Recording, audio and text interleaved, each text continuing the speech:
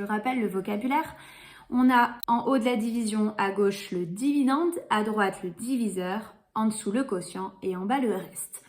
Alors, cette fois-ci, on ne fait pas des divisions euclidiennes, donc on ne va pas s'arrêter pile dès qu'on a fini les nombres entiers. Là, on utilise des divisions classiques avec les nombres décimaux, avec la virgule, etc. etc. Alors, regardons comment on pose une division. Et la petite astuce à avoir en tête, c'est que tant que le reste n'est pas égal à 0, en théorie, on peut continuer. Alors, dans certains cas, on peut terminer, dans d'autres cas, pas du tout. On va voir les deux exemples. Alors, premier exemple, j'ai 10,5 divisé par 4. Et bien, c'est parti, je pose 10,5 divisé par 4. Et vous voyez, je colle pas trop mon trait de division contre 10,5 parce que je risque de devoir rajouter des chiffres là-haut. Donc, je me colle pas. On est parti. Dans 10, on peut mettre 2 fois 4, ça fait 8. 10 moins 8, il reste 2. Là, j'arrive à la virgule. Je viens tout de suite la mettre dans le quotient. Obligé. Et je continue comme si de rien n'était. Maintenant, la virgule ne m'intéresse plus beaucoup. Je baisse le 5. Dans 25, je peux mettre 5 fois 4. 6 fois 4, pardon, qui fait 24. Il reste 1. Et puis, maintenant, on pourrait avoir tendance à se dire on est bloqué. Alors, attention, vous avez des habitudes de primaire, vous n'avez pas forcément compris pourquoi vous faites les choses. On ne va pas rajouter un 0 après le 1, là, ça n'a aucun sens. Quand on continue à mettre des chiffres dans la division, ils viennent d'en haut normalement, on les baisse. Pourquoi on peut les baisser? Parce qu'il n'y a pas de centième dans mon nombre 10,5, donc je peux écrire qu'il y a 0 centième, et puis je peux écrire qu'il y a 0 millième. Puis en fait, je peux mettre autant de zéros que je veux parce que toutes les cases après, elles sont vides dans mon tableau des nombres. Donc, je peux mettre des zéros. Et maintenant que j'ai des chiffres en haut, je peux continuer ma division. Donc, on baisse le 0.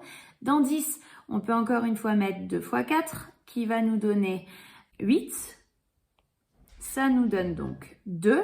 Je baisse le 0. Et dans 20, je peux mettre 5 fois 4 qui va nous donner directement 0. J'écris pas la soustraction, j'ai plus de place, désolée.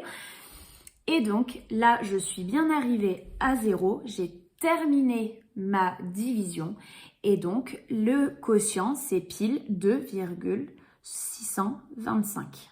Donc là, un exemple d'une division qui se termine. On va regarder maintenant un exemple d'une autre division qui, elle, va pas se terminer. 17 divisé par 7, pareil, je pose. Pareil, je colle pas trop mon trait de division contre le 7 parce que je risque de devoir continuer. Et on est parti. Dans 17, on peut mettre 2 fois 7, ça fait 14.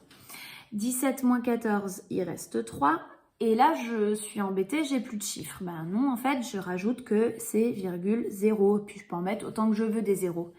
Et maintenant, je continue. J'ai la virgule, je mets tout de suite ma virgule dans le quotient et on enchaîne. On baisse le premier 0.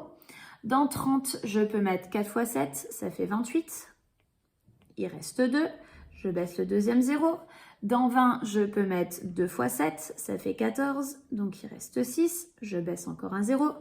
Dans 60, je peux mettre 8 fois 7, qui me donne 56. Il reste 4.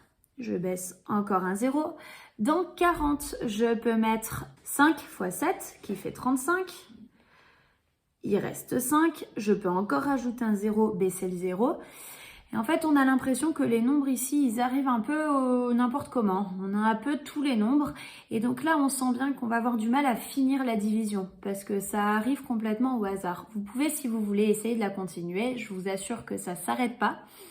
Et donc, dans ce cas-là, on va donner une valeur approchée. Je vais dire que 17 divisé par 7, c'est environ égal. Et puis, je choisis.